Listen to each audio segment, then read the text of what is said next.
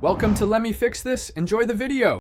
In this video, I will explain how to safely jack up your Honda Ridgeline.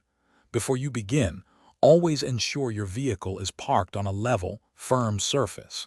Engage the parking brake fully to prevent any movement.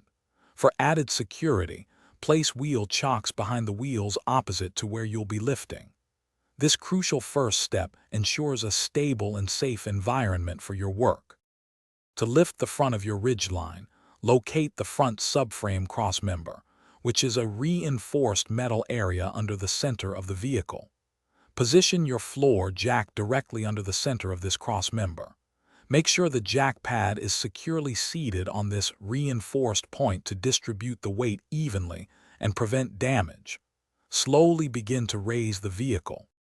For the rear of your Ridgeline, the central jack point is typically the rear differential housing. Carefully slide your jack underneath the vehicle and center it directly under the differential. Once positioned, slowly and steadily raise the vehicle. Always ensure your jack is stable and the vehicle is lifting evenly before proceeding further. Once your Ridgeline is safely on the jack stands, you can begin your work with confidence.